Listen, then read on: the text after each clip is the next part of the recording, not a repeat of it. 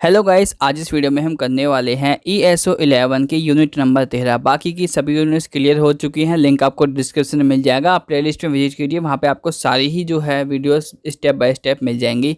BA second year की है ये, इग्नू की। इसका नाम है उत्पादन प्रक्रिया। काफ़ी ज़्यादा इंपॉर्टेंट हमारा ये चैप्टर्स है, इसलिए आज इसे हम विस्तार से क्लियर करने वाले हैं। देखिए, सबसे पहले उत्पादन प्रक्रिया होता क्या है। जो उत्पादन प्रक्रिया वो होती हैं जो मतलब एक तरीके से किसी भी चीज़ का उत्पाद करने को हम उत्पादन कहते हैं। जैसे कि बात की जाए धागा बनाना, या फिर कोई मशीन को डेवलप करना, या टेक्नोलॉजी डेवलप करना। टेक्नोलॉजी डेवलप करने से मतलब है कि वो टेक्नोलॉजी जो बाद में किसी चीज़ का निर्माण करती है। जैसे कोई बहुत बड़ी मशीन हमने डेवलप कर ली है, बाद में वो किसी कपड़े को बना रही है, धागे को बना रही है, मतलब कुछ भी चीज़ बना रही है। पेज हो सकता है, कुछ भी चीज़ हो सकती है जो भी हमारे यूज़ में आती है। ठीक है, उनके प्रोसेस क्या होता है उसके बारे में यहाँ बात की जा रही है। तो सबसे पहले इसमें आती है आर्थिक संगठन। आर्थिक संगठन जैसे कि वस्तुओं के उत्पादन, वितरण तथा उपभोग से संबंधित सभी मानवीय व्यवहार को आर्थिक संगठन कहते हैं। इसमें क्या बताया गया है कि एक तो उत्पादन वितरण, दूसरा उपभोग। उपभोग मतलब क्या होता है, देखिए यहाँ पे एक खरीदार होता है, एक सेलर होता है जो बेचता है, एक होता है जो परचेस करता है। उन्हीं सभी चीज़ों को जोड़ जाड़ के साथ साथ में कुछ मानवीय व्यवहार, यानी कि जो कुछ मानव के व्यवहार है, उन सभी को जोड़ के जो है आर्थिक संगठन कहते हैं। इसका अर्थ ये होता है कि जिनके द्वारा विभिन्न प्रकार की मानवीय सेवाओं को एक दूसरे से मानव से परे तथा वस्तुओं के साथ मिलान किया जाता है। ठीक है, सिंपल सी लाइन है तो समझाने की ज़रूरत ही नहीं है।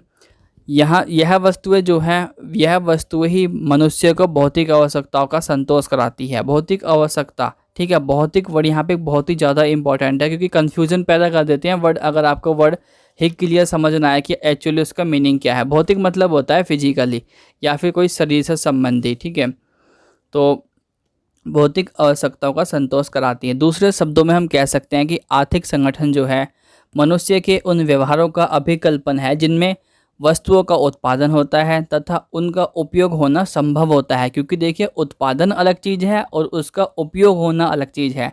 आप किसी ऐसी चीज़ का उत्पादन कर रहे हैं जिसका उपयोग हर किसी के लिए सही नहीं है। तो जैसे हम एग्जाम्पल दे सकते हैं बीड़ी का। आप बीड़ी का उत्पादन कर रहे हैं, लेकिन वो समाज के लिए सही है नहीं है, उस चीज़ के ऊपर डिपेंड करता है उत्पादन। और समाज जो है मतलब एक तरीके से बताता है वाकई में कि ये वाकई में उत्पाद है या फिर नहीं है। अगर आप बीड़ी का उत्पादन करते हैं, उत्पादन में आता है, लेकिन समाज उसको उत्पादन में इंक्लूड नहीं करता है, क्योंकि वो हर किसी के लिए उपयोग में नहीं आता है। हालांकि उससे आप बहुत अच्छे खासे पैसे कमा रहे होंगे अगर आप फैक्ट्री वगैरह को ओपन करते हैं तो संक्षेप में यही कहा जा सकता है कि व्यक्ति के भौतिक साधनों तथा प्रत्येक समाज के सामूहिक जीवन की एक व्यवस्था है। क्या चीज़? आर्थिक संगठन, साथ में उत्पादन। तो यहाँ पे देखिए कुछ दृष्टिकोण बताए गए हैं जैसे अर्थशास्त्रों के हिसाब से। लेकिन फिर भी देखिए यहाँ पे एक चीज़ और बात बताई गई है आर्थिक संगठन में। देखिए, आर्थिक संगठन जो है कैसे भी हो सकते हैं, किसी भी रूप में हो सकते हैं। प्रत्येक मानव समाज में जीवित रहने के लिए और सतत रूप से चलने के लिए इसकी ज़रूरत भी हमें होती है। आर्थिक संगठन की सतत रूप मतलब होता है आगे की तरफ बढ़ते हुए जाना। ठीक है, तो इन सभी चीज़ों में जो है हमें ज़रूरत होती है आर्थिक संगठनों की। किंतु समाज का, चाहे वह सरल समाज हो, कृषक समाज हो। सरल समाज से मतलब वो होता है जो पहले का समाज आपका था, आसान समाज। ठीक है, बाद में आया था कृषक समाज, ये सब हमने पहले चैप्टर में पढ़ा था। तो इन्हीं सभी चीज़ों में हम देखा था कि विशिष्ट प्रकार का आर्थिक संगठन हमें देखने को मिला था। जैसे कि सरल समाज में हमारा आर्थिक संगठन वो था जिनके पास धन दौलत ना हो के, क्योंकि उस टाइम पे धन दौलत नहीं चलती थी, जिनके पास ज़मीन ज़्यादा थी। ठीक है, और जिनके पास हाथी घोड़े, यानी कि जिनके पास जानवरों की संख्या ज़्यादा थी, जो उनको निर्वाह कर सकता था, उनके साथ रह सकता था, तो उसमें आर्थिक संगठन वो था। कृषक समाज में हमें अलग देखने को मिलता है और आज के समाज में आर्थिक संगठन हमें अलग देखने को मिलता है। तो ये चीज़ आपको बहुत अच्छे से समझनी होगी कि आर्थिक संगठन में भी इसमें काफ़ी सारी चीज़ हमें देखने को मिलती है। और आज के टाइम में बात की जाए तो जो शहर में जो आर्थिक संगठन है वो इतने बड़े बड़े भी हैं कि वो जो है एक जनसंख्या का, एक बहुत बड़ी जनसंख्या का भरण पोषण भी कर सकते हैं। तो इन्हीं चीज़ को ऊपर जो है अर्थशास्त्र के कुछ दृष्टिकोण हैं जिन्होंने मतलब आर्थिक संगठन के ऊपर दृष्टिकोण दिए हैं। अभी तक ध्यान दीजिएगा कि हमने जो है यहाँ पे अभी तक फ़िलहाल आपको ये चीज़ समझाई जा रही है आर्थिक संगठन वगैरह, लेकिन अभी तक आपने जो है उत्पादन प्रक्रिया यहाँ पे हमने स्टार्ट नहीं की है। तो आर्थिक संगठन में सिंपल सी चीज़ बताई गई है कि श्रमिकों द्वारा, श्रमिक कौन होते हैं? जो मजदूर व्यक्ति होते हैं जो अपना कार्य करते हैं, उनको मजदूर कहते हैं। वो ज़रूरी नहीं है कि बेलदारी वाला काम ही श्रमिक वाला कहलाता है।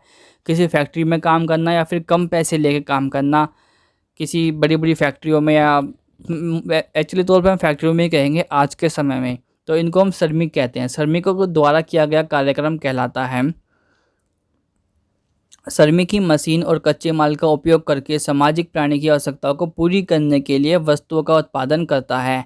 श्रमिक ही मतलब एक ऐसा व्यक्ति होता है, ये अर्थशास्त्रियों के अनुसार है, जो कि कच्चे माल हो गया, मशीन हो गया, इन सभी की ज़रूरतें जो है, मतलब उत्पादन असल मायने में श्रमिक ही करता है, लेकिन उसका फ़ायदा जो उठाता है वो उसका मालिक उठाता है। ठीक है, उसको सैलरी दे के वो उन चीज़ों से ज़्यादा लाभ कमाता है, उनको कम सैलरी दे के। यहीं पे बात होती है मशीनों की, कच्चा माल। एक्चुअल में क्या है कि मशीन और कच्चा माल जो है वही असल में हमारी पूंजी कहलाता है। यहाँ पे ये प्रोसेस आपको सिर्फ समझाया जा रहा है ताकि आप जो है उत्पादन प्रक्रिया को अच्छे से समझ सके। तो देखिए यहाँ पे सीधी सीधी बात आपने नोटिस किया होगा, आर्थिक बात आ रही है, दूसरी आ रही है पूंजी की। इन्हीं सब चीज़ों के बेस पे ही जो हमारा उत्पादन जो है होता है, जो उत्पादन के लिए काफ़ी ज़्यादा ज़रूरी होती है। भूमि, श्रम तथा पूंजी उत्पादन के महत्वपूर्ण कारक माने जाते हैं, क्योंकि भूमि, ज़मीन आपके पास होनी चाहिए, श्रम यानी कि आपके पास लेबर भी होनी चाहिए, पूंजी उत्पादन यानी पूंजी भी आपके पास होनी चाहिए, तभी आप उत्पाद किसी चीज़ का कर सकते हो, नहीं तो आप उत्पादन नहीं कर सकते। उत्पादन के सामाजिक कारक, सबसे पहले हमें यहाँ पे बताया जाता है उत्पादन के सामाजिक कारक। देखिए उत्पादन जो है खुद एक सामाजिक क्रियाकलाप है, यानी कि ये समाज का ही भाग है। उत्पादन करना ये अब देखते हैं समाज के अंदर ही होता है, सामाजिक भाग ही है एक तरीके से, इसलिए उस पर सामाजिक कार्य का असर पड़ता है। समाज चाहता है जैसा उस तरह का ही उत्पादन यहाँ पे चलता है। असल में समाज का मतलब होता है सभी लोगों को मिला के, किसी एक निजी व्यक्ति के उसमें नहीं होता, किसी निजी व्यक्ति के हित में नहीं होता है। किसी वस्तु का निर्माण हो गया, खाद्यान्न उत्पादन हो गया, जो आपकी खाने की चीज़ें होती हैं, उन सभी प्रक्रियाओं या फिर लोगों के बीच एक निश्चित संबंध स्थापित होता है। अब ये निश्चित संबंध सभी के बीच में बात की गई है, तो ये सभी के जो मतलब जैसे आपने मान लीजिए कोई टॉफ़ी आज करी है, मार्केट में उतारी है, वो भी एक उत्पाद है, लेकिन अगर वो टॉफ़ी आपकी नहीं सेल होती है तो आप क्या करेंगे? धीरे धीरे वो बंद हो जाए। क्यों? क्योंकि वो समाज को पसंद नहीं आया, आपका टॉफ़ी का टेस्ट या कुछ भी चीज़ है वो समाज को पसंद नहीं आया है। ठीक है,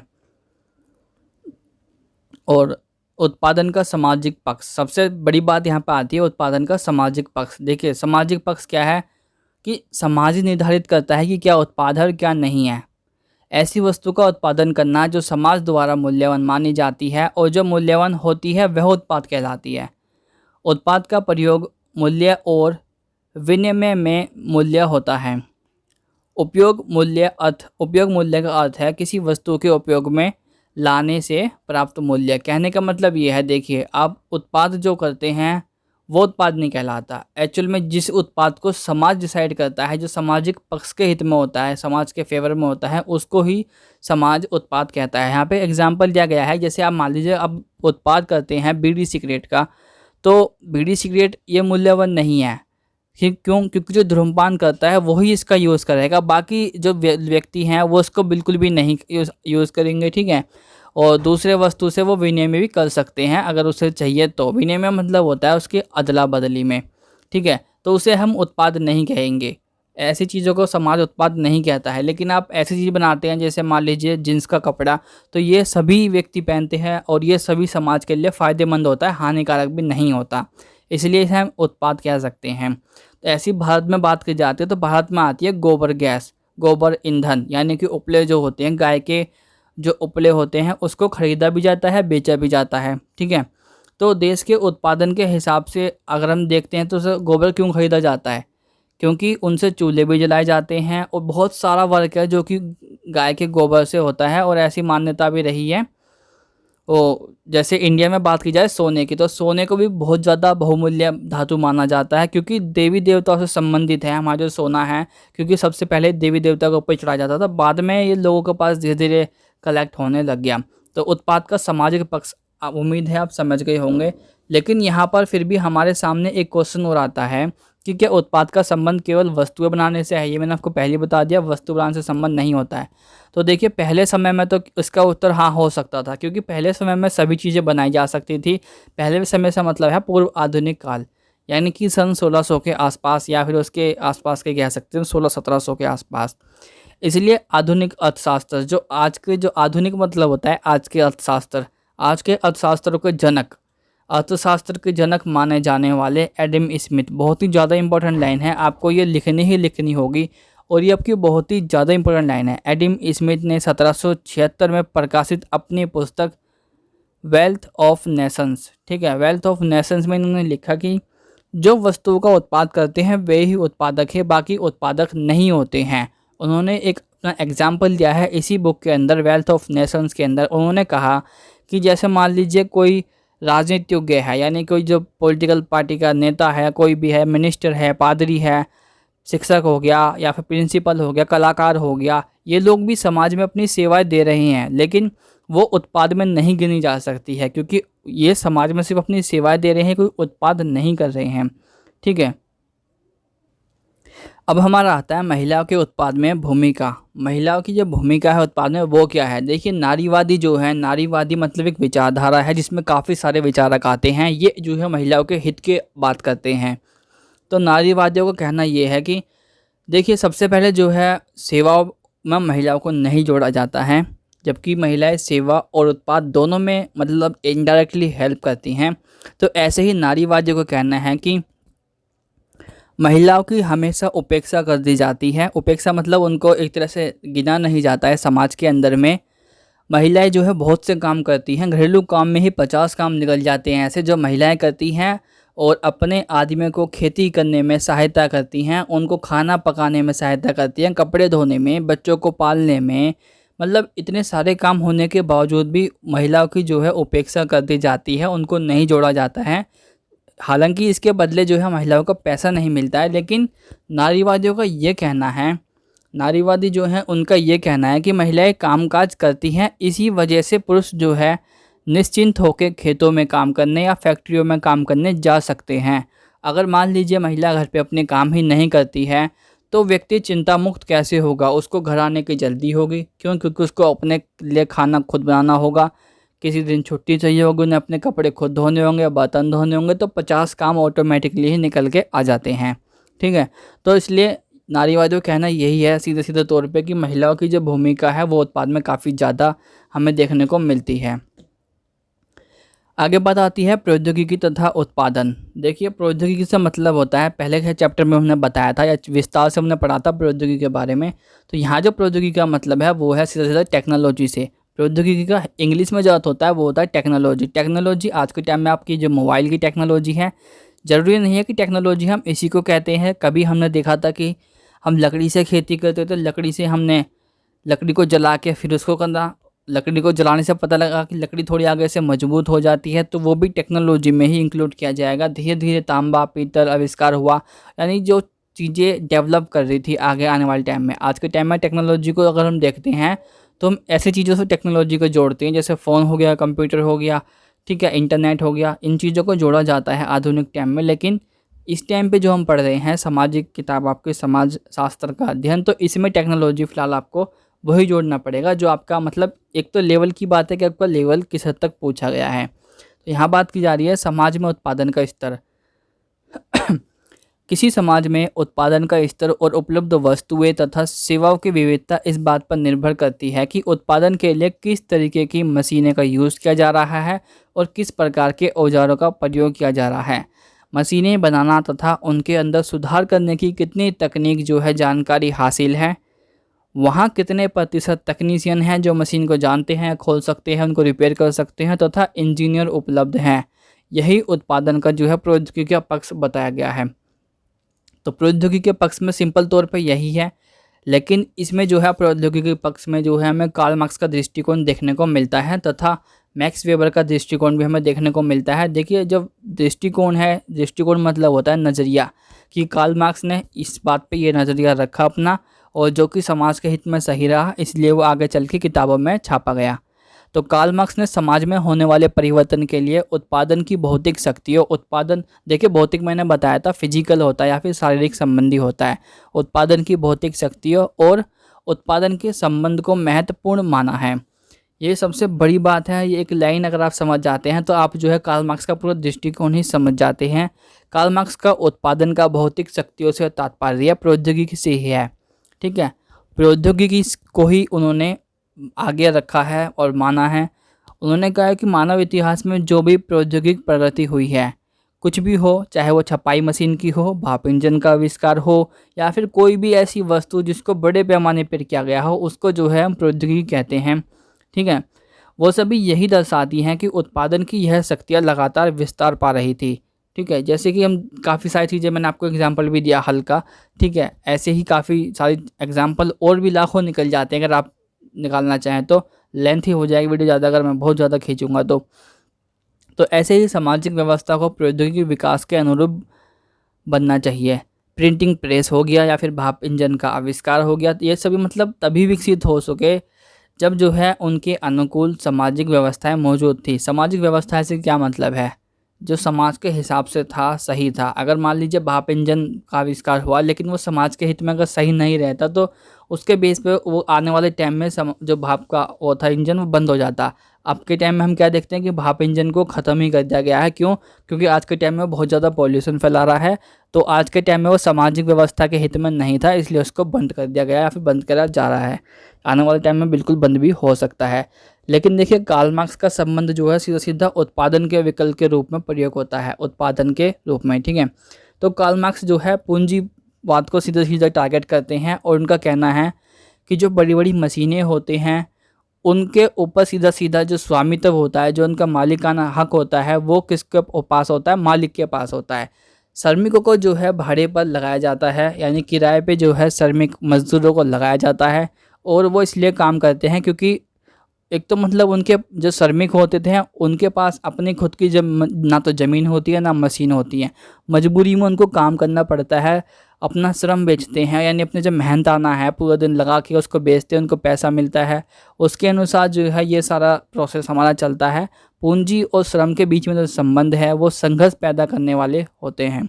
लेकिन यहाँ पे इन्होंने कार्ल मार्क्स ने एक बात दर्शाई है कि जो उत्पाद होता है उसका बहुत ही कम हिस्सा जो है उस व्यक्ति को दिया जाता है जो कि उत्पाद करता है। जो व्यक्ति मशीनों में पैसा लगाता है या फिर जो मालिक होता है, पूंजीपति है, वो ज़्यादा उसका वो ले जाता है फेवर। जिस वजह से क्या होता है कि एक तरह से मतलब हमें ऐसी व्यवस्था देखने को मिल जाती है समाज में, जैसे अमीर और अमीर हो जाते हैं, गरीब थोड़े और गरीब होते चले जाते हैं, क्योंकि वो कभी अपना विकास कर ही नहीं पाते हैं। तो ये जो है पूंजीवादी व्यवस्था है, इसको ख़त्म करने के लिए उन्होंने कहा है कार्ल मार्क्स ने कि अगर ऐसी पूंजीपतियों का विनाश हो जाए, विनाश से मतलब है कि लेवल में आ जाए, जो व्यक्ति गरीब है वो भी अपना विकास कर सके, ठीक है। तो इससे क्या है कि समाज में जो है समान एकाधिकार हो जाएगा, हर व्यक्ति का एकाधिकार समाज में देखने को मिल सकता है। ये था मैक्स वेबर के जो है सबसे बड़ा जो उसका सिद्धांत है, दृष्टिकोण है। ये काफ़ी जगह हमें देखने को मिलता है, मास्टर में भी आप कोई सी भी ले लीजिए, पॉलिटिकल या फिर सोशियोलॉजी, वहाँ भी आपको ये सिद्धांत देखने को मिलेगा। फिर आता है मैक्स वेबर का दृष्टिकोण। देखिए मैक्स वेबर जो है 1864 में पैदा हुए और 1920 में इनकी डेथ हो गई। ये जो है एक जर्मन समाजशास्त्र थे।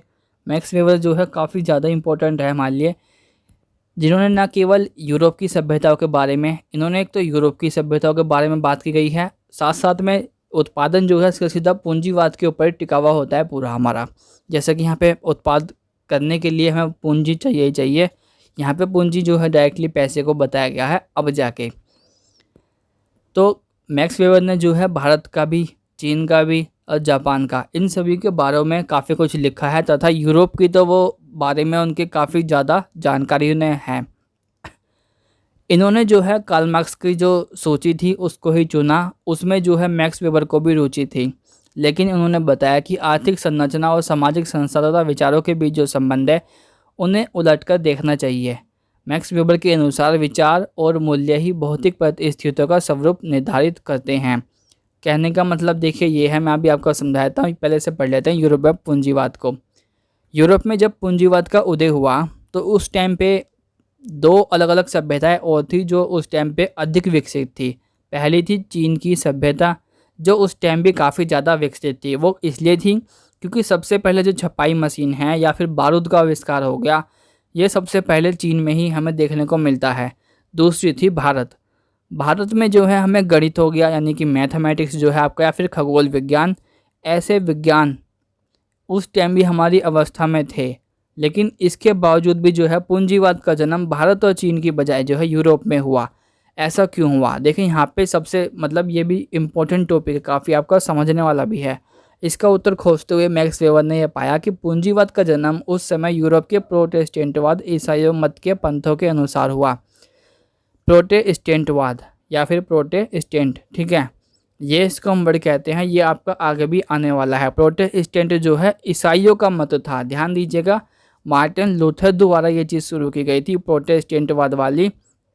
और इसमें क्या हुआ कि इन्होंने कहा था, ये एक्चुअल में ये सभी लोग जो थे ये थे ईसाई, और ये सभी लोग ऐसे थे जिनकी दृढ़ संकल्पना थी, बिल्कुल मजबूत इनके इरादे थे। ये सभी लोग मतलब ऐसे होते थे भगवान के उद्धार के लिए इनको चुना गया हो, ये अपने आप को ऐसा मानते थे। भगवान ने इनको समाज के उद्धार के लिए पहले से ही चुन रखा है। और इसी वजह से क्या हुआ कि यूरोप में जो है ये व्यक्ति ऐसे थे जिन्होंने सभी काम को ज़्यादा महत्व दिया।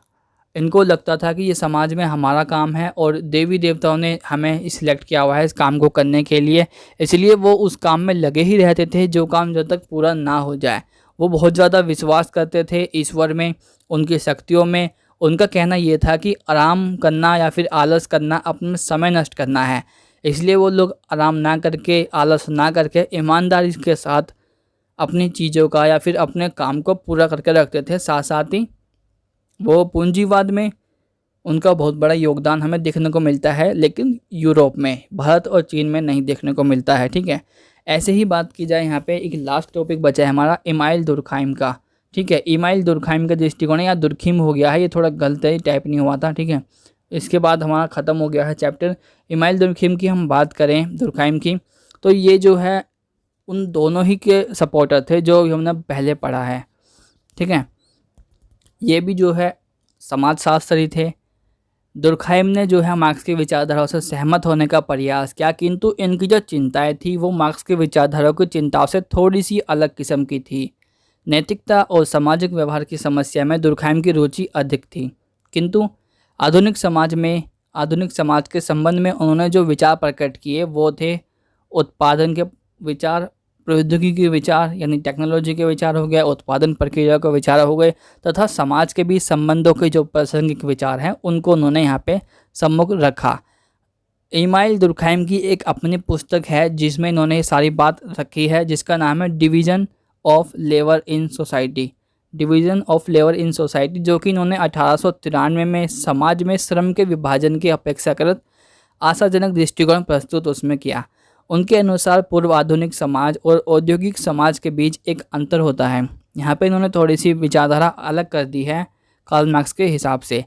इन्होंने बताया कि पूर्व आधुनिक समाज जो था, जो पहले का पूर्व औद्योगिक समाज जो था, वो जो है एक प्रकार की सामाजिक एकता होती थी, जिसे वह यांत्रिक एकता का नाम देते हैं। यांत्रिक एकता जो है असमानता में आने वाली एकात्मक है, ठीक है। तो इनका कहना ये है मतलब कि समाज में देखिए तो श्रम विभाजन होता है, वो सब चीज़ तो है ही है। इन्होंने मतलब एक चीज़ ये दर्शाई है कि मान लीजिए हमारे समाज में कोई व्यक्ति गुनाह करता है तो कानून जो है उसके ऊपर प्रतिबंध नहीं लगाता है। कानून उसको इसलिए सज़ा नहीं देता है क्योंकि उसको सज़ा देनी चाहिए या उसको सुधरने का मौका देना चाहिए। कानून उसको इसलिए सज़ा देता है क्योंकि उसको समाज को दिखाना होता है, समाज की संतुष्टि करने के लिए उसको दंड दिया जाता है, समाज को दिखाने के लिए। ऐसे इन्होंने बात करी है श्रम के विभाजन का। श्रम का विभाजन इस तरह का होता है कि समाज के सभी हिस्से जो है एक दूसरे पर निर्भर होते हैं, इसलिए हम किसी एक हिस्से को प्रभाव नहीं डाल सकते। जैसे कि कार्ल मार्क्स ने एक हिस्से के ऊपर प्रभाव डाला, अमीर और गरीब ऊपर के वर्ग, इसलिए इन्होंने कहा है कि एक दूसरे के ऊपर सभी हिस्से जो हैं टिके हुए होते हैं। इसलिए हम थोड़ी सी इस बात की आलोचना करते हैं, लेकिन सपोर्टर ये पूरे कार्ल मार्क्स के हैं। आधुनिक प्रौद्योगिकी और आधुनिक उत्पादन प्रणाली विभेद आधारित और जटिल समाजों के साथ साथ पनपती है। तो देखिए लास्ट में जो है गाइस, आप अपना सारांश लिखना बिल्कुल ना भूलें जब भी आप अपना एग्ज़ाम करते हैं, सारांश या फिर निष्कर्ष, ठीक है, इसमें आप ज़रूर लिखें और इसमें वो चीज़ें आप मेंशन करें जो आपको अच्छे से समझ में आई है, क्योंकि टीचर्स ऐसा होता है कई बार सारांश पढ़ के ही आपको चेक करके नंबर अच्छे दे देता है। तो इस वीडियो में इतना ही था, मिलते हैं जल्दी ही अगली वीडियो में। वीडियो अच्छी लगी हो तो शेयर कर दीजिएगा। यहाँ तक पहुँची गए तो आप शेयर कर ही दीजिएगा, आपको अच्छी लगी ही होगी। ठीक है, तो थैंक यू गाइस, सब्सक्राइब कर दीजिएगा इस चैनल को।